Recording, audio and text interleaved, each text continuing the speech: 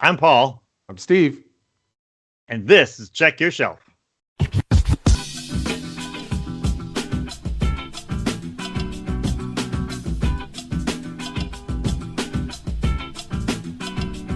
is our long overdue reading recap report, whatever you want to call it. We skipped a month, so we got 2 months worth, kind of, sort of. So we thought what we do is we talk about. We just got through Sumerian September, so we'll probably hit on some of the stuff we read on that, and then we're going to talk about stuff that we're currently reading and anything else that comes into mind. As we often do. There's no filter. Well, the only filter is I try not to say bad words because I don't want to get you demonetized. All right, so what we read in Sumerian September, we mostly read the same stuff because that was the point of it. There's a couple short stories that he read that I didn't read, and vice versa. So that'll be part of it, and then when we get into what we're currently reading, it's probably going to be all over the place. Yes. By the way, Sumerian September, brought to you by everyone's favorite booktuber, Michael K. Vaughan. That's right. And his sidekick, Roger. And it's I don't know who the sidekick is sometimes. Sometimes I wonder. His name's all right, Roger. So for Sumerian September, I don't know if you have the list or not, but I have the handy dandy list. Well, then I don't need to have the list. Right. So I started out getting Steve into Solomon Kane. So we read Success. Hills of the Dead, Wings in the Night, and I think I did a shelfie on another one, but it's not on my list. We're doing so good here. So far, so good. We're not that. By the way, we're doing great. Solomon Kane, man. Yeah, that was a good introduction. Well, my introduction to Robert E. Howard was Pigeons from Hell. Oh yeah, that's back in whenever that was, July or something. Dude, I don't even remember. Yeah, this was a long month. Sumerian September was a long month. And I would say out of all the ones I've read, mm-hmm. Oh, and then we read Conan. Oh yes, the Tower of the Elephant. And I have to say, I think your strategy was perfect because out of all of those, I think Pigeon from Hell is probably the best written. The prose, the structure, the suspense build up, the outcome, the climax and the denouement is really nicely written, almost literary, I would say. Mm-hmm. So it was like you got me going, oh, okay, I could read more of this. And then, getting into Solomon Kane, like because of the false start with Conan all those years ago, mm-hmm. You're like, oh, check this guy out. And I was like, well, these are good. The action, the adventure. And then, of course, Wings is my favorite. I know it's not your favorite, but Wings is my favorite of all the ones I've read. It's like I said a long time ago. I'm not like diminishing Wings. Mm-hmm. I'm just raising hills. Diminishing Wings. Wasn't that a Celine Dion song back in the 90s? No, it was a poorly named, short-lived wings restaurant. Oh, that's right. Diminishing Wings next to BW's over on the east side. See, you shouldn't open Diminishing Wings as a location. It's so important. It's a Spirit Halloween now. Yes, it is. And I would say the Conan story, Tower of the Elephant, was a great one to get into the Conan stuff. And that one's on you. For this newbie, I think that was a good set of stories and we had a little collaboration. I picked Tower of the Elephant because we were talking to Tim. And Tim referenced that. You and Tim referenced it. And speaking of Tim, by the way, his latest video which the title Even More Savagery, where he reviews Swords of the Hills and another book about Red Sonja, which I love. I love the Red Sonja thing. I want to read more Red Sonja. But Robert E. Howard, also known as The Lost Valley of Iskander, and it features El Borak. And one of the things I love about that, look at that. One of the things I love is like he finds this ancient Greek civilization. Yeah. Right. And I'm really interested in that because there was this Greek mercenary general who was fighting in the Middle East, and they had to retreat, and they kind of got lost in the desert and had to like hoof it all the way back to Greece. And he was a great writer. His name was Xenophon, and he just brought to life a lot of this ancient stuff. And I was like, ooh, what if it was part of his army that got lost, and started their own little lost civilization? I love that stuff. So I'm gonna have to check me out some the Lost City of Iskander. Lost Valley of Iskander by Robert E. Howard. I'll have to check it out. Good video, Tim, by the way. El Borak is great. If you liked movies like Secondhand Lions and Hidalgo with Viggo Mortensen, you'll like El Borak. Search up Secret Fire books. Tim knows what he's talking about. I had imposter syndrome after that video. It was so great. I was like, how can I possibly do another YouTube? I can't continue doing this when there's this out there.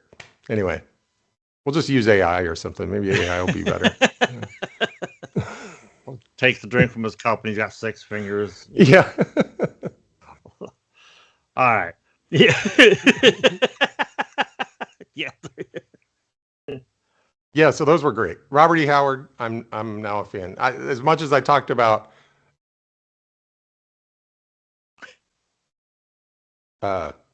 Algernon Blackwood, it's just great, man. This BookTube thing, everybody should do it.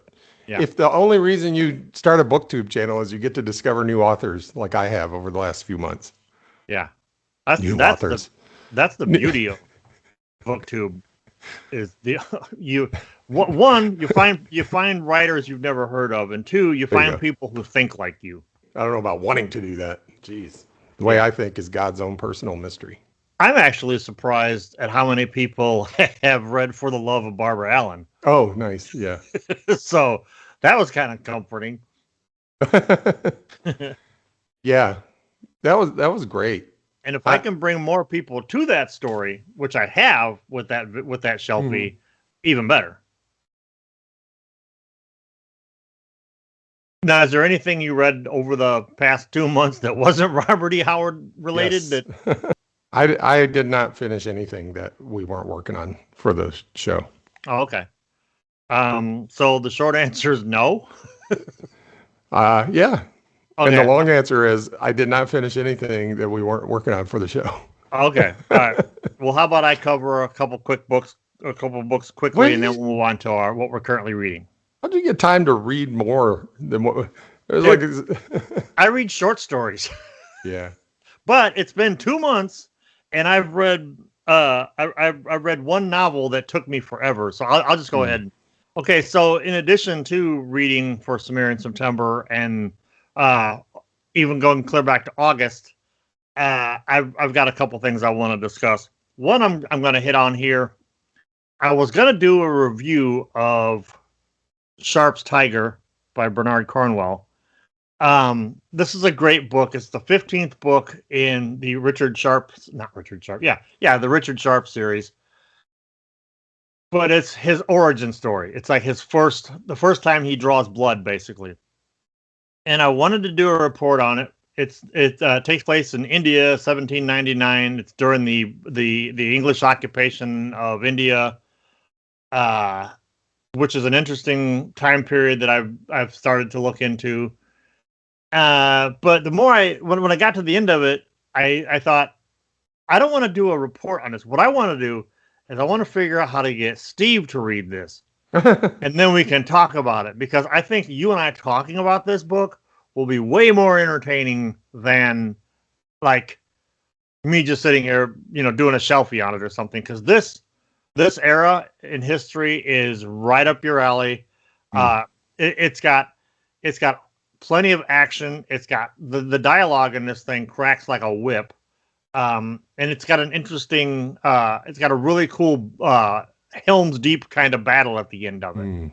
So I'm pretty sure you can find this on Kindle. I know there's audiobooks for it everywhere. And even the paperbacks, like this is relatively cheap. I had so many Bernard Cornwell books when I worked at HarperCollins because they would come home in my lunchbox. But again, much like the Library of Alexandria, I've lost the majority of my books over the years. You built your library one piece at a time, and it Yeah. didn't cost you a dime. Yes. And you might remember I read The Domino Lady Collects. I did a shelfie on Yes. that. I'm going to read some more and do some more shelfies on her short stories. There's only like 6 of them. And anybody that doesn't know, Domino Lady was one of the first pulp heroines. She, rich socialite who helped other rich socialites who were, involved in socialitic scandals during the Depression, when the only people that didn't know there was a depression going on was the filthy rich and the dirt poor. She's on the first group, but these are great stories. They're short too. And one last thing, hey Steve, did you finish Killdozer yet? No. Okay. Okay. Well, let's put that on your to finish pile. Yep. Got it. Anyway, Theodore Sturgeon, Killdozer. This is one of my favorite stories ever.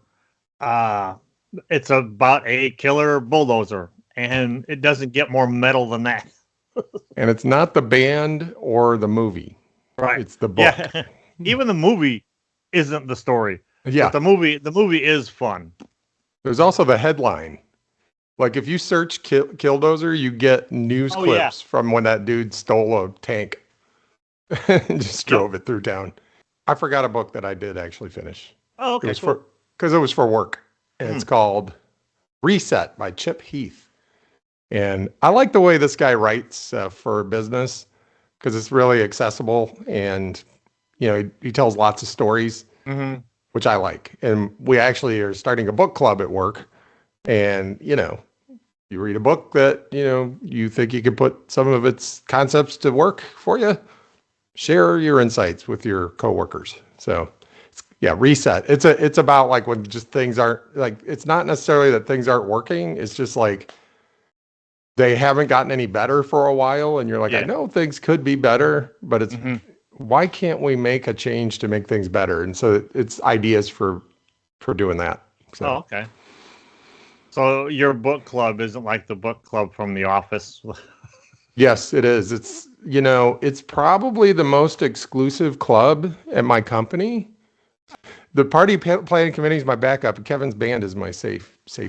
So, but I've got to get myself into the Smarter Things Club. The Smarter Things Club. That's actually the Finer Things Club. Read A Room with a View by Forster, and I was like, I'm going to read that book just for the heck of it. And I ended up liking it. I was like, oh my God, I like this book. Well, maybe, maybe you should do a report on it. Yeah, maybe I will. It's been a while since I've read it, but I can do that. Cool. A Room with a View. Also a major motion picture. All right, so let's move on to what we're currently reading. Right on. All right, so we're going to start with this. I picked this up at Half Price Books. Ah. Anybody who knows me knows I'm fascinated by the Arctic horror, and this is a real live action Arctic horror. And this isn't South, which Paul sent to me. It's also not the Endurance book that was written. I forget the author now, but it's also not that. This is more of a, this is by Caroline Alexander, and the reason I picked it up is it has some awesome pictures.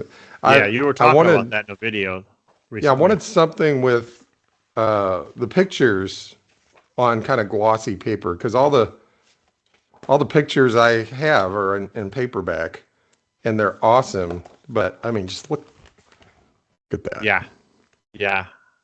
I think I've used that for a thumbnail a time or two. All hands. Oh, all right. So this is great, and it also gives backstory on the crew and all that stuff. So this is written more like a textbook almost. So, hang on. So we all know that Half Price Books has great stickers, and they come off really easy. So This is best if you have headphones and you want to turn them up.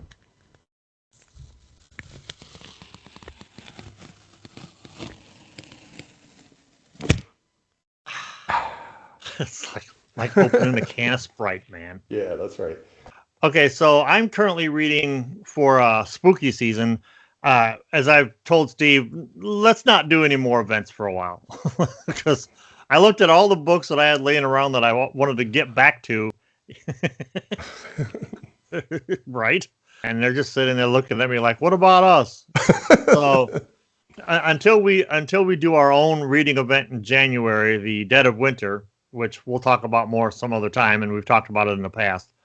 I'm just gonna read spooky books in October, so I'm about halfway through one of my absolute favorite horror stories of the '70s, The Manitou, by I almost said Richard Matheson, by Graham Masterton. It's this great story about a charlatan, like fortune teller, who gets caught up in some real like occult shit involving what's called a Manitou, which is a Native American spirit sorcerer that basically can't be killed. He wrote a couple in this series, but the first two are great. One time I used to pay my babysitter in cigarettes, and I stopped was off 13. Well, I won't say how old they were. Anyway, I stopped just off in case their parent watches, right? Oh, well, I don't care about what their parent has to say. She's a piece of shit. So anyway, so I stopped off at the cigarette shop to pick up some. I went in to get a pack of cigarettes, and the lady at the counter. Camel, no filters. Oh no! I asked her. I said, "I want the cheapest pack of cigarettes you have." Parliament. Nope. She pulled out a pack of Manitou and laid it on the counter. And I said, right. I told her, I said, "You're kidding me. They have a cigarette called the Manitou." And she's like, "Yeah." I said, "If I would have known there was a cigarette called the Manitou, I would have took up smoking. But this is the coolest thing I've ever seen." And then she goes, "Yeah, I know. I've been to SeaWorld." Oh. So I just put the pack of cigarettes in my pocket and just walked thought out Manitou the door. was the plural of manatee. I guess it's when you have two. It's a there. manatee couple. Manitou. Manitou, a manatee. Anyway, yeah. Mana 3 is a thruple. When I get done with it this month, I'm going to do a review on it. I'm listening to, and I'm almost done with it, a book called The Headless Horror by Robert E. Elmer. His middle name is Eugene. Wow. Read by Edward French on the Horror Fantastique channel. Edward French puts Ian Gordon to shame. I said what I said. I love Ian Gordon, but he gets his voice gets in his way. And it's a good story. This dude, this assassin gets caught, and he's going to be beheaded as his punishment. And he says, "If you behead me, I'm going to come back and take my head back from wherever it's being stored." So the story is about this guy that has his head in his lab, in whatever you keep a head in, formaldehyde, I don't know, whatever. But the descriptions are great. And of course, Edward French's descriptions are a reading of Robert E. Elmer's. I guess I had to read more Robert E. That's what it was. I was like, I need more Robert E. And I'm not going to read Robert E. Lee at this moment in our nation's history. So yeah, Robert E. Elmer, but it's good. It's pretty short, so I think I'll be done pretty soon. So cool. Yeah, with October upon us. Yeah, I want to hear a review of that. Yeah. It's funny because you brought up the headless thing, and I'm sitting there going, I wonder if Warren Zevon was a fan of that story. Oh, because of his Roland the Headless Thompson Gunner. Oh, that's right. which reminded me, not that long ago, Michael K. Vaughan was talking about Xenophon. What is that his name? Xenophon, the Greek mercenary? Yeah. Yeah. And I made a joke about him. Me and Mark were watching it, and I made a joke about him being Warren Xenophon. Foreign xenophone. Okay, I started reading this one, and this one is squarely to Nick from Book Graveyard is squarely to blame for this. Back in the '80s, when I used to hang out at this dude's used bookshop, and he would just let me take bags of books home if I helped him out. I got addicted to gothic horror, not gothic horror, but like gothic covers. So I had just tons of them, and that's the one where like the woman is on the side of a cliff running from a dark castle. You know, the art for these covers was amazing. Well, I was at a antique shop the other day, and I picked up The Great Stone Heart by Mona Farnsworth, which apparently is a pen name. But I bought this thing for the same reason I bought all the other ones, squarely for the cover. Yeah. So I started reading it, and it's pretty decent. It has all the trappings, you know, dead parents, lost fortune, mysterious journey somewhere. And this one is like in like New Mexico and not like in some European country. You know, that's kind of neat about it. But so far, it's pretty good. And if I get to the end of it and it actually is good, I will do like at least a shelfie on it. Cool. I have started from the Call of Cthulhu. So I'm going to read several from here, but I've started The Lurking Fear. Oh, dude, The Lurking Fear is excellent. That's spooky, right? Yeah. Seems like it would be spooky and fairly, looks short. Yeah. So, yeah, we'll see. I've started it. It's good so far. I don't have much to say about it yet, but I'm sure I will. Yeah. Lurking Fear is another story you could turn into a 5-room dungeon almost. What else is in that collection? It has Introduction. You read that one? The Nameless City. Herbert West, Reanimator. Oh, that's awesome. The Hound. Mm-hmm. The Lurking Fear. The Rats in the Walls. Mm-hmm. The Festival. The Shunned House. The Horror at Red Hook. The Call of Cthulhu. And the History of the Necronomicon. Nice. For those that nice like to take book, screenshots. Yeah, it's just, half-price books. I was like, they didn't have much that day that I was interested in, but they did have the Shackleton thing, and they had this, and they had my last one. I think that company that put that out has put out other authors as well. So if you like that, maybe look for some other guys. Maybe pick one you don't recognize. Yeah. Oh, that's a good idea. I hear a lot of you guys on these channels talking about the publishers. And maybe that's a good way to discover other authors, right? This is Arcturus Publishing Limited from Bickles Yard, Bermondsey Street, London. Cover designed by Peter Ridley, or as he likes to pronounce it, Peter Ridley. That's a cool cover. Yeah, it's a nice, simple, to the point. So I have started reading Die of Gold. Die of Gold. Otherwise known as Die Like a Duck. Von Gold. If it walks like a duck and it quacks like a duck, we can kill it like a duck. I'm about halfway through the Die of Gold by Chet Cunningham. This was part of our you guys could vote on which Western you wanted us to read, and this one won. And I'm not going to say anything about it yet because I don't want to jade or influence Steve's opinion about it. But our plan is to get through this and then review it next month in November for those of you watching in the future. No Theme November, it's called. Yeah, No Theme November. So from now on, reference No Theme November by everyone's second favorite booktubers, Steve and Paul. That's right. So in No Theme November, I'm hoping to kick off No Theme November with Die of Gold. So as soon as I get through with it, I'll either send you this copy, or if you can find a copy. I know you can get it on ebook. So however you want to go that route. But yeah, I don't want to say anything, but it's gonna be a fun video, I have a feeling. I actually like No Theme November better than that other idea you had. Um, you know how you were saying that it's Thanksgiving and people associate Thanksgiving with turkey, and we should read only poultry related books. That And I sounds said, like well, something I said. Die of Gold is sort of poultry related because die like a duck, you know. Yeah.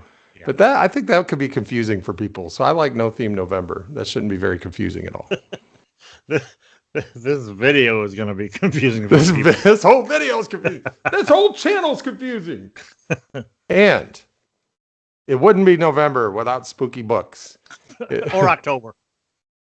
I guess it could be November without spooky. It wouldn't be October without spooky books. uh, and so I'm going to give this next one my ever loving best. And in 3, 2, 1,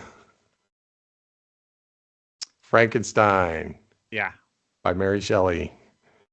I got this one. I picked up this copy at Half Price Books because I lost my other copy, which had been given to me by my kid's 8th grade teacher twice because I had 2 kids go through 8th grade. And they we want the parents to read along with the kids. Yeah. Because why should the kids suffer alone? Dude. You guys, we're going to do our best. I'm listening to the audio version and still getting bogged down. Mm-hmm. When I try to read, this is a book that I read the same paragraph 14 times. And I'm still not following what's going on. Just so you know, Frankenstein is the name of the doctor and not the monster. It's Frankenstein's monster. So if you're going to go as Frankenstein for Halloween, you're going as a doctor who believes archaic, outdated information. Man, way to gatekeep. No, I don't have a lot to say it other than what I just said. This book is a slog. I have tried since junior high to read this this particular copy. I've lost every single copy. Lost every single copy I've started. House fell on one.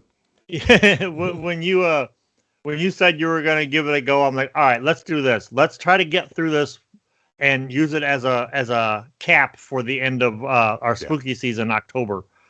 In the event that Steve and I, in the likely event, Steve and I DNF this thing, we have something special we're cooking up. They both went through 8th grade, and now my youngest is taking AP Literature in high school as a senior, and they're reading it again. And she's like, I didn't read it the first time somebody told me to read it. How am I going to... It's so confusing, and I think it's helping that I'm reading it too, because I'm like, okay, here's what I think's happening. And that helps a little bit, I think. Yeah, it's pretty funny when you get that second copy from that teacher, and it says, to Steve, here, try it again. Yeah. For sure. I've tried. I'll save my thoughts for if we get through it or if we don't get through it. Has anybody gotten through it? Tell us what your secret was. Maybe you like this style of literature and it comes natural to you. Or maybe you've got advice for us. Like, when people say, I tried to watch Schitt's Creek, but I couldn't get into it. And you go, you got to get through the first season because it's not what you think it is. And once you get toward the end of the first season, you'll see what it really is and you'll get it. Yeah. and which is true. Is Frankenstein by Mary Shelley like Schitt's Creek? That'll be the thumbnail. I love it. It'll be Schitt's Frankenstein. It's Schitt's Frankenstein. Ow. All right, that's gonna close the cover on this not at all chaotic reading recap or report. Do us a favor. We love it when you comment. We always comment. All of us booktubers comment on each other's stuff, and that's fun. If you're not a booktuber, comment as well. Like if you think we're full of it or whatever, especially if you don't think we're full of it, because then when you comment, it tells the algorithm this is something people like. Also, if you hit the like button, like you don't have much time, just hit that like button. It really helps not just us, but other people that might like this channel or might be looking for a channel. And one of the other guys like Secret Fire or Book Graveyard or everybody's favorite booktuber, Michael K. Vaughn.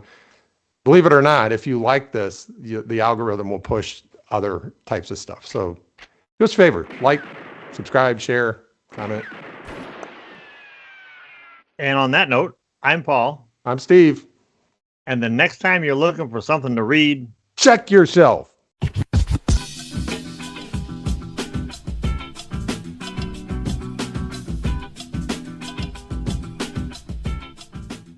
Bam Masterfriend. Herb Ertlinger. Herb Hertlinger. That bastard's son. Graham Rickelbrecker. I know, forgot what I was saying. Graham Masterson. You're talking about Bam Lasker Flam. Flim Flam. Flam Flim Flammer. You're just making content for the Stinger, aren't you? This cannot be forced. That's what she said.